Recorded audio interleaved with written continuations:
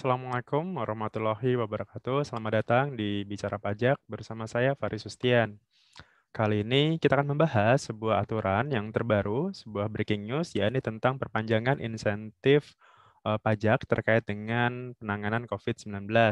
Nah, seperti apa perubahannya dan sampai kapan perpanjangannya? Silakan disimak pembahasannya berikut ini.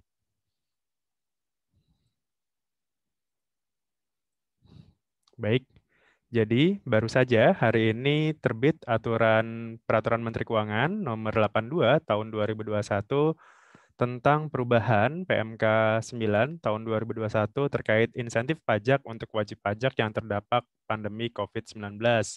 Nah, seperti apa perubahannya dengan PMK yang lama? Kita simak pembahasannya berikut ini ya.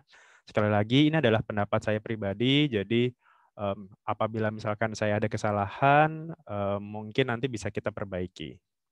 Baik, terkait dengan insentif ini, karena ini adalah perubahan PMK 09 tahun 2021 kemarin, jadi tidak banyak yang berubah pasal-pasalnya.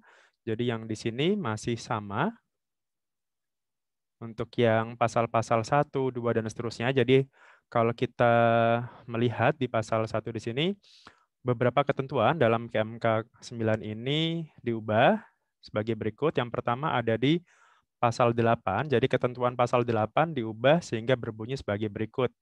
Jadi pasal 18 di sini jangka waktu pemberian insentifnya adalah untuk yang ini pasal 18 ya. Pasal 18 di sini diubah menjadi ayat 1 jangka waktu pemberian insentif untuk PPh pasal 21 ditanggung pemerintah, kemudian PPh final yang ditanggung pemerintah sebagaimana dalam ayat 5, pasal 5 ayat 3 ini berarti PP 23 ya, PPh UMKM. Kemudian di sini juga PPh final di pasal 7 ayat 3 ini terkait dengan PPh final jasa konstruksi yang terkait dengan percepatan pembangunan irigasi. Kemudian ada juga di sini pengurangan besaran angsuran pasal 25 sebesar 50%. Kemudian ada juga pengembalian pendahuluan di sini, pengembalian pendahuluan PPN sebagaimana dimaksud dalam pasal 15 ayat 2 PMK 9, yakni pengembalian pendahuluan yang restitusinya itu di bawah 5 miliar. Nah, kalau di PMK yang lama, di PMK 9 itu kan diberikan sampai dengan masa Juni ya, masa Juni ini berarti, masa Juni. Nah, kemudian ada juga jangka waktu pemberian pembebasan PPh pasal 22 impor itu juga sama sampai dengan 30 Juni. Nah, kemudian ada tambahan di pasal 3. Jadi kalau di PMK 09 di pasal 18 itu hanya ayat 1 dan ayat 2 saja. Nah, sekarang diubah di PMK 82 ini dengan ditambahkan di ayat 3 di sini jangka waktu pemberian sebagaimana dimaksud dengan ayat 1 yang tadi yang di atas, itu sekarang diperpanjang sampai dengan masa Desember 2021.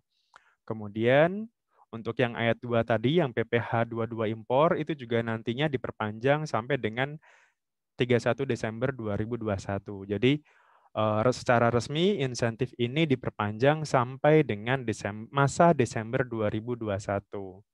Kemudian di sini perpanjangan jangka waktu ini, sebagaimana dimaksud dengan ayat 3 dan 4 tadi ya, hanya berlaku di sini, hanya berlaku untuk pemberi kerja atau wajib pajak yang memiliki kode klasifikasi lapangan usaha atau KLU yang tercantum dalam lampiran PMK ini.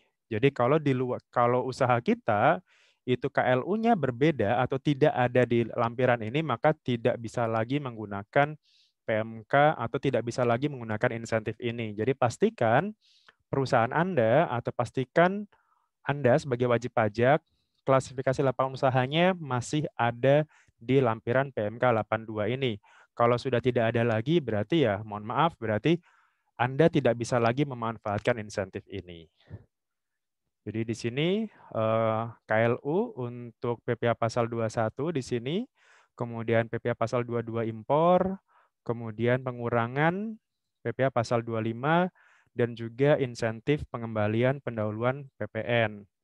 Kalau yang PPh final itu kan dia tidak melihat KLU-nya ya, dia hanya melihat berapa omsetnya, apakah di bawah 4,8 miliar, kemudian dan syarat-syarat lainnya gitu.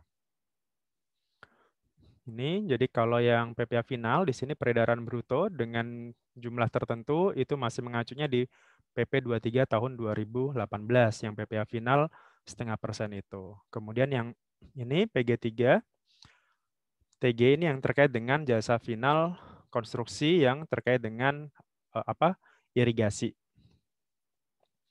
Berikutnya kita masuk ke tambahan pasalnya di sini. Di antara pasal 19 dan pasal 20 disisipkan dua pasal tambahan, yakni pasal 19A dan 19B, sehingga berbunyi tambahannya adalah pemberi kerja atau wajib pajak dan wajib pajak ya, yang dapat memanfaatkan insentif pajak sebagaimana dimaksud dengan pasal 2, pasal 10, pasal 12 yang masih ada di PMK 9 ya. Kita cek dulu PMK 9-nya di sini pasal 2.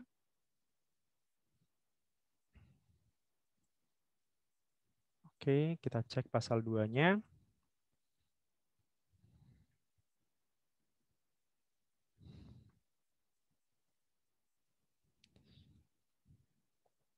Insentif PP pasal 21 ini pasal 2-nya.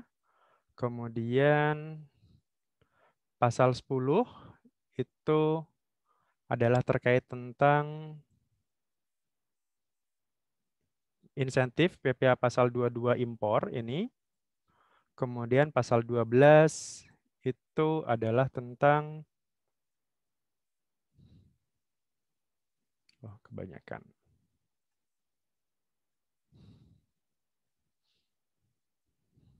Pasal 12 adalah terkait dengan pengurangan PPh pasal 25 di sini.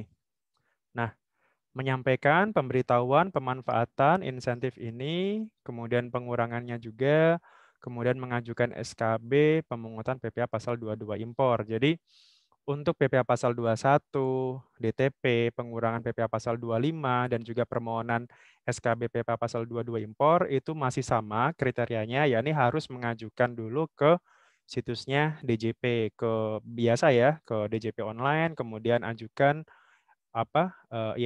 KSWP, e-reporting dan sebagainya. Jadi tata caranya masih sama sebenarnya dengan yang ada di PMK 09. Paling nanti pada saat kita mengajukan yang baru itu sudah berubah, bukan 09 lagi tapi menjadi PMK 82. Ini terkait dengan pasal 19A.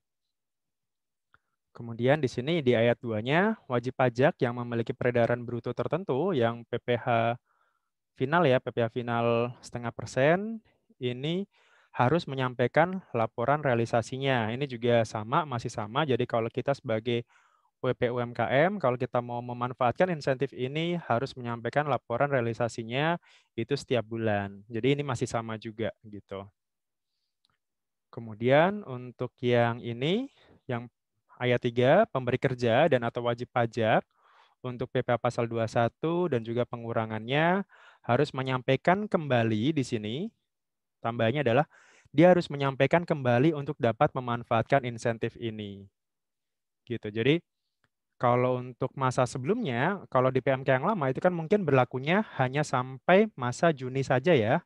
Sementara untuk PMK yang sekarang itu kan berarti untuk masa Juli, Agustus, September sampai nanti masa Desember. Nah, atas masa Juli sampai dengan Desember nanti itu harus diajukan kembali. Entah itu surat pemberitahuan ataupun laporan realisasinya. Jadi di sini harus disampaikan kembali pemberitahuannya.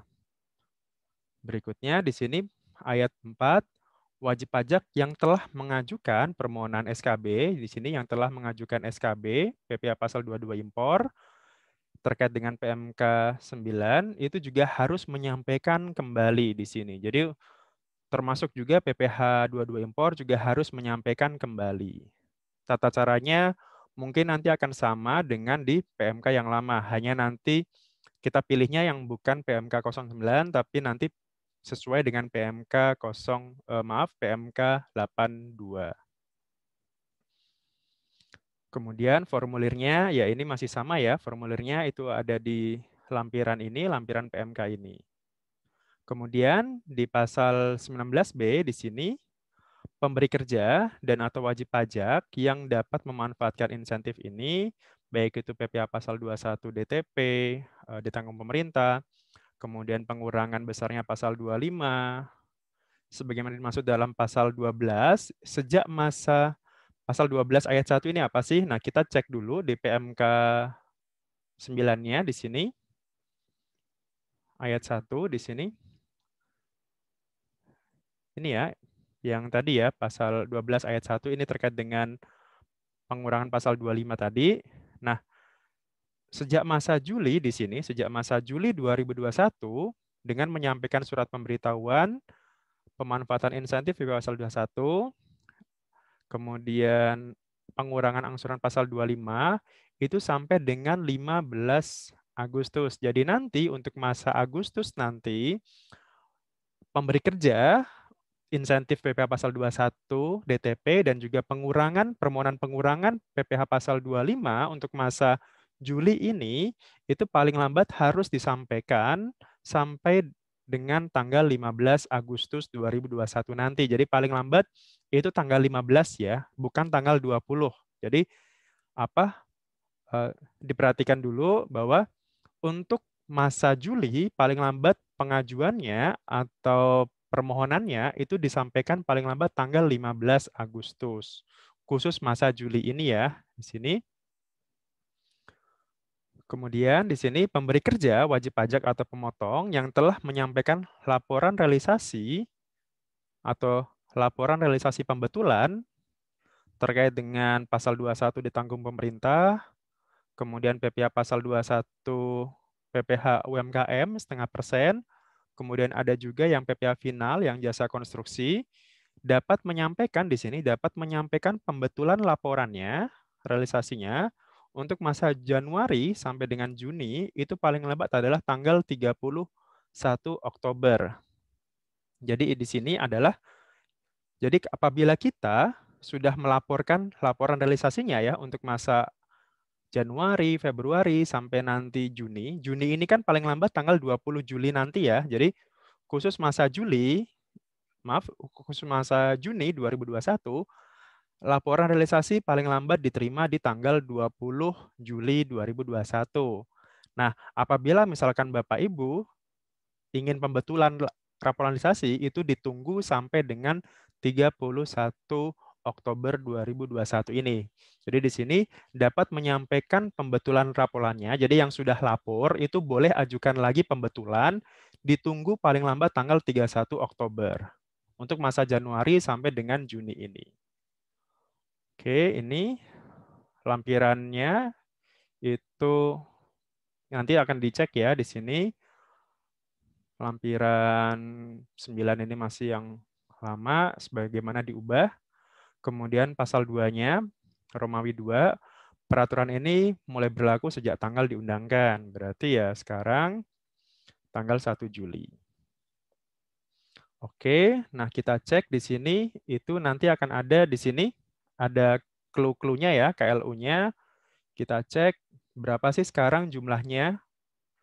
Untuk klasifikasi lapangan usaha, untuk insentif DTP ditanggung pemerintah pasal 21, itu sekarang jumlahnya itu ada di, masih banyak ya, masih lumayan banyak di sini. Jadi silakan nanti dicek di profil wajib pajaknya, di surat keterangan terdaftarnya juga bisa, kira-kira clue kita masih masuk nggak? Misalkan ini ada perdagangan besar, berbagai macam perdagangan eceran bukan mobil dan motor. Berarti selain itu, selain mobil dan motor masih bisa.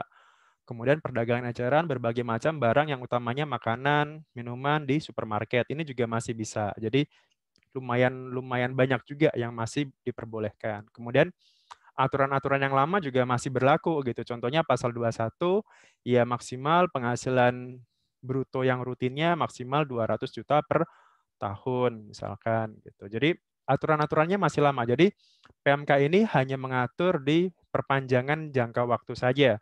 Yang awalnya itu kalau di PMK 09 itu sampai dengan masa Juni saja. Nah, diperpanjang sampai dengan masa Desember. Oke, paling itu saja perubahannya. Di sini nanti bisa Bapak Ibu cek sendiri di PMK-nya, kira-kira kita masih masuk nggak clue-nya di sini.